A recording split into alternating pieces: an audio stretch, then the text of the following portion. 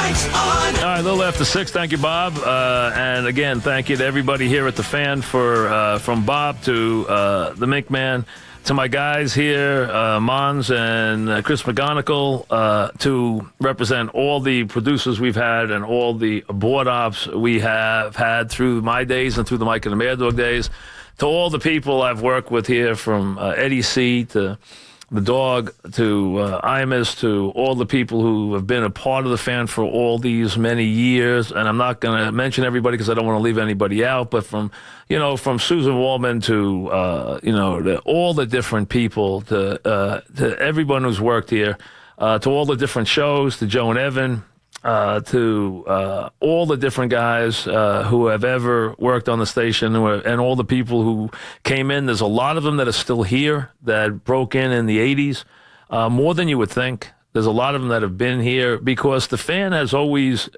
from the beginning, has really been a team. It has been covered like a team. We've acted like a team.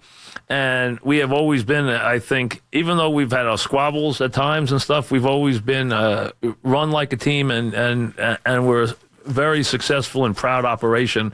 And I, for one, am very proud of what we've accomplished here, what we accomplished as Mike and the Mad Dog, what I've accomplished, but also everything that the Fan has accomplished. We have built something that I think is got substance.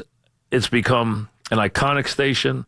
It's become a station that is revered for the fact that it was the first sports station and really started a complete generation of this format that has saved the AM dial, which has become very successful on the FM dial, which has become very prominent. And just the fact that when we started, being a sports talk show host was something that was a fringe element, to now the sports talk show host is the prominent guy. He is the tastemaker. He is the guy who sets the course, who sets the agenda in every town in America. In the old days, it was the columnist. For a little while, it might have been the guy who did the 11 o'clock news. It is now this guy who does drive time sports, whether he be in the morning, whether he be in the afternoon, depending on the certain city.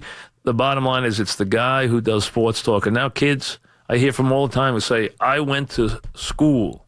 I went to this school or that school. I went to this place to learn to be a sports talk show host. It's what I wanted to be since I was little. Since I was a little boy, I wanted to grow up to be a sports talk show host.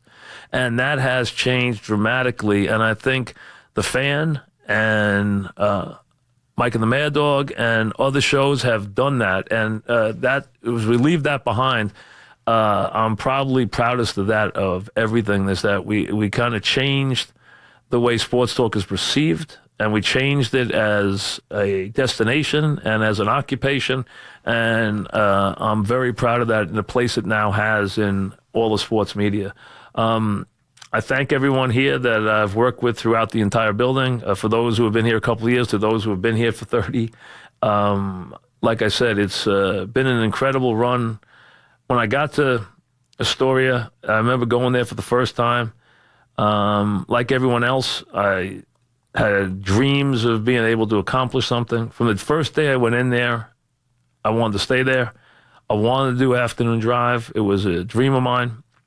When you get lucky and you get a chance to do what you dreamt about doing, what you hoped you would do, you feel very fortunate. I feel very fortunate, very blessed for everything that has gone on. I mean, I've been very lucky. The city has been opened wide to me. I've been given incredible access, incredible opportunities. I've been treated royally from the standpoint of the teams to every facet of the city. So, I mean, it has been a dream job, and I've loved every single minute of it. Absolutely. My kids, and after their mother was on, I heard from Harrison. I didn't hear from the twins, but Harrison said to tell you that he says hi to everybody. And he wants everyone to know that, he might be around, and so might Jack, doing this in a couple of years. So they want you to be waiting for him. So they might be coming your way in a couple of years. And I get tonight to go see Emily in the Christmas pageant and get her sing, because she sings beautifully. I get to go watch her do that tonight. So when you have those kind of kids like Jack and Emily and Harrison to go home to, and a great wife to go home to. You know what? That's my team. I mean, they've been my team for a long time, but now I can worry more about them than I do whether or not I finish number one. I hope I've always done that, but even sometimes when I've had other pursuits, I hope I've always put them first. But if I haven't for any moment, well, now I promise that I will every moment. So, and I hope I do that because that's my most important job and one that I take very seriously. So I'm very proud of what they're doing. They have a great mother. I'm very lucky. Rose's been amazing. She really has. I haven't had an agent all these years, but I really have because I've always had Ro to help bounce my decisions off, and that's worked very well for me. As I said, she stays in the background, but she listens and she watches, and she's very, very smart, and I'm very lucky to have her. And, really it's an amazing thing to be able to in these last 10 years and then 15 years, and now the kids are going to be 13, that I get a chance to share that with them this last portion of my career, and that they're old enough to have, seen some of the things we've done in recent years, like at Radio City and some of the recent stuff at the Tiller Center, and they're old enough to understand it, and they got to see their father do what he did. So I'm very happy that was the case. And like I said, when you have been blessed with the kind of family I have. I've been very fortunate, and to have the kind of wife I have who I love more than anything in the world, and that's more important to me than anything. So I'm very thankful for that, and I'm very thankful for everything that has happened here. I mean, really, I've had the best job in the world for 30 years. I never wanted another job. I love doing this job. I still do. I think it's time to go. I've thought that for a while. Whether I'm right or not, you never know for sure, but I think I am. I think it's the right timing. It was always important for me to exit before anybody asked me to leave. It was always important for me to leave when I still felt I had a lot left on my fastball, which I do.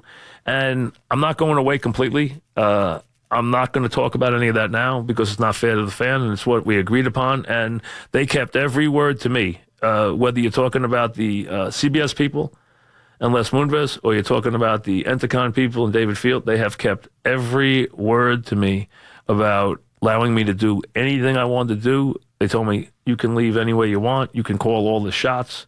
You can run this any way you want, and we will not say one word, and they haven't. CBS didn't, Entercom didn't, and I thank them for that, so I will honor what I promised, and I will wait for another day to talk about what I have planned for the future, and we'll talk about that in the weeks and months to come. So I'm looking forward to it, and I'll be looking forward to reconnect with the audience, which is so important to me. I mean, I have carried that audience with me every day since the day Mike and the Mad Dog started. They have been with me as something I look at as being very real, and something that is very important, and something I base what I do on. I really do. I have always thought about that. It's not just going in and doing a show and not thinking about who you're performing for. I've always been very conscious of the audience and what the audience wants. I've always thought about that and tried to. It was never about what I wanted to talk about. It was what I thought the audience wanted to talk about. I always thought that was the most important way to do this, was to say, hey, I envision the guy, or I envision the people driving home tonight on a highway somewhere, stuck in traffic as we all are, and think about what that person's going to do that night. What is going to interest that person that night? Or what is it that's making this city and these people tick right now? What is it that's going to connect to them? And that's what we do. We connect. And it's the audience that gets to make that decision. And I have had, and Dog had, and I have had, we've been able to sustain that. We have had the most loyal audience in radio. I mean, think about it. 30 years in the same job, same time, same station. We've controlled this time period for 30 years, the longest show in the country, 5.5 hours every day. And we have been at the top of the ratings for 30 years. We were, when we started, spring 1990, our third rating book, we were number one. And right now, as we get ready to depart, we are a couple of weeks away from this fall book being over in 2018, and we're right at the top right now in 2018, and we've been there all along. So, I mean, and that's because we have had the most loyal, consistent audience that anybody could possibly have. And it showed every time. It showed when we asked you to go to the Radio City and you sold it out in a couple of minutes. Or we asked you to go to Tillis and you sold it out in an hour. Or we asked you to go to Mulcahy's and you sell that out in 2 hours. So you have been there for us, absolutely been there for us every single day. And I can't tell you how much we owe to you in terms of a debt of gratitude. And we could never thank you for your loyalty and your allegiance and how attentive you have been to us. It is something that I can't even really start to tell you how thankful I am for what we've been allowed to do and how consistent this audience has been. I've always said this, through the years, people have talked about it, written about it, about how I'm tough on the callers. And I am, because I always said it this way. The caller was someone who wanted to be part of the show. It's only 1 or 2% of the audience. And I always separated the caller from the audience. And a lot of people in radio don't, but I always did. And I always said it this way. I challenge the caller. I cherish the audience. And as anyone out there who has been a faithful listener, wherever you may be right now, listening to the program, and you've never once called the station, understand how much I cherish what you have allowed me to do and given me the opportunity to do for 30 years. You've given me the opportunity to be here, to perform, to be here consistently for all this time. And like I said, I could not have more gratitude than I have for you right now. So I've always challenged the caller because he's part of the show, and I always thought that was my responsibility to do that. But I cherish the audience with everything I have, because you guys have given us just an incredible opportunity to do this for this amount of time. I don't take that lightly that we were able to stay here and be on top for 30 years. I mean, it's been a blessing. It's been an incredible gift to know that every time there was a big game or every time there was a big story, that the city was waiting to get our take. And then after Dog left, the city was waiting to get my take on what was going on the big event, the big deal, the big game, the big trade, whatever the topic was. And to me, that was the gift that has been bestowed on me in this business, to have that audience and have the people care what my opinion is and what my take is on sports, and wanting to deliver that. And I'm sure the first time, people have asked me, is it going to hit you today? And I don't think it really will until, and it has a couple times today, and I've had to fight that, but I really feel after the holidays, because I'm used to being off for days around Christmas, and you think so much around Christmas about family, and then it's New Year's, and you throw in some football. But in January, when everyone's back in their regular routine, and I'm not here, and there's that big event, and that big game, and that controversial ending, and I don't have that audience, that ready-made platform to go to speak, I'm sure it's going to impact me, and I'm going to feel it a lot. And then I'll know exactly where I am, because I've had that for so long, and that has been with me every day for so long, and I can't tell you how much I've loved that and how much it has meant to me. I really believe that I've had the best job that anyone could have in this city, not just for sports, for anything. For any kind of broadcasting, any kind of entertainment. I never once, until when I decided to leave 2 years ago, I never once thought of leaving here. Not one time from 1989 until 2 years ago. Not one time did I ever talk to anybody about it. Not one time did I entertain an offer. I never considered leaving once. That's how much I love this job. That's how much I thought how special it was to be put in this position once we had found out early on that we were going to be successful, which, fortunately for Dog and I, after a rocky start, we did find out very quickly that what we were doing was working. And we both, thank God, was smart enough to understand that, comprehend that, and make the most of it, and realize that we had something special and throw our efforts into that. And except for a couple of times when our egos, or my ego, or our unreasonable attitude, or my unreasonable attitude got in the way, And that only happened 2 or 3 times. But except for that, we did pour everything we had into doing the best show we could do. I was blessed to have Dog as a partner, especially for this reason. Number one, because he was a good radio guy. But number two, because he never gave anything except his absolute best effort every day. And that's what I tried to bring here every day. It's what I believe in. I tried to always come in here prepared. I tried to always come in here and give you the best effort I could ever give you. I never mailed in a show. I never mailed in an hour, because it was that important to me to do the best I could do, because I cared that much about what you thought, and because it was what I wanted to do. It was what I really love doing. You know, when we have an event or something that sets us off, like the Eli thing or the marathon or whatever it might be, those minutes when we're performing, when I'm yelling and screaming about something, and it's not something I'm making up, I believe in that. Sure, I try to make it as entertaining as possible, but I still believe in it. I'm getting a message across. I believe in what my message is. And during that time, I would just stop and think about how unbelievably fortunate I was to be in that position, to be in the position where I got to do this for a living. And I walk out of here tonight in just a couple of minutes when I say goodbye, knowing that, frankly, I have never worked a day in my life, because I have loved this. You know, I've told my kids this all the time. I tell them now, I tell Jack, I tell Emily, I tell Harrison, I say, I want you to do all these different things right now. And I tell you, everybody out there who's listening right now, who's thinking about what they're going to do with their life, find something that excites you. Find something that makes you passionate and grab it.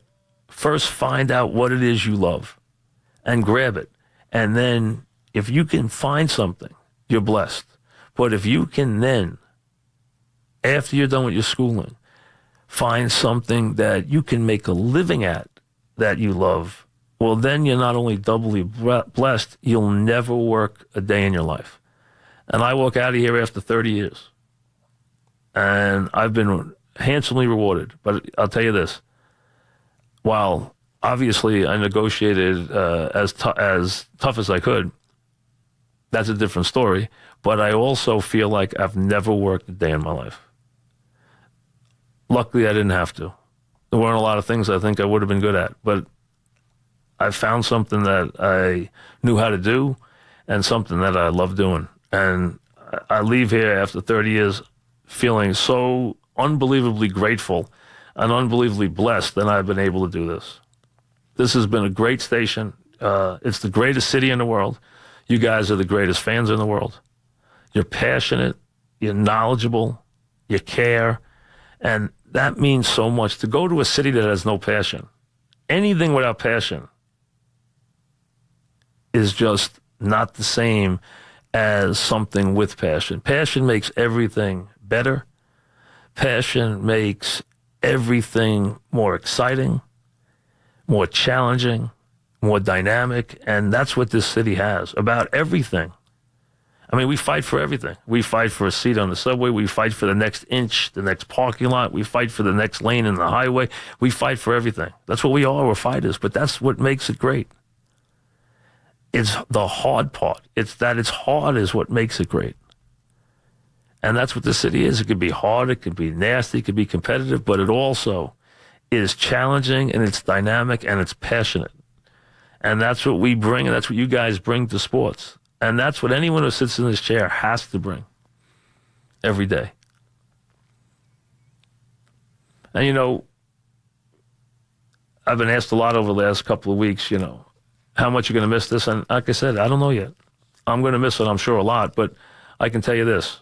I'm very proud of what Mike and the Mad Dog accomplished. I'm very proud of what I've accomplished. I'm very proud of what the fan has stood for. And like I said, I think it's built on a foundation where it'll be around and it will do well for many, many years to come. I want to thank everyone that I've had a chance to work with.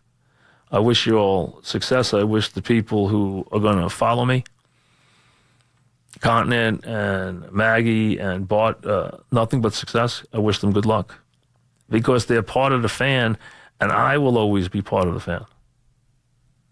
It's something I helped create and something that will always mean a lot to me. Can't spell Francesa without FAN. And it will always be a part of my heart and part of my being because it's something that means a great deal to me. And all I want to say to you, especially to my family, thank you for being there for me. Jack, Emily, my twins, Harrison, who I couldn't love anybody more than those three, and my lovely wife, who I love more than anything in the world, Ro, that makes it a lot easier to have them to come home to. And you know what? They're more than anybody deserves. And what I want to say to everyone I've worked with, thank you.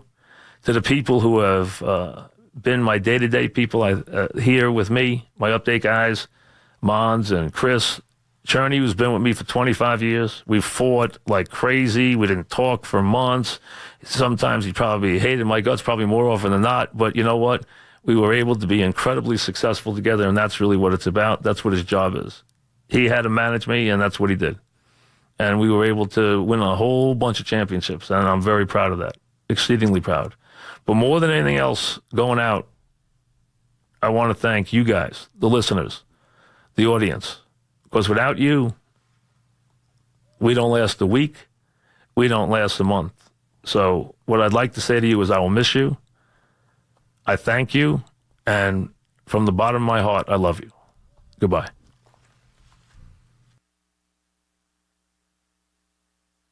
Computer.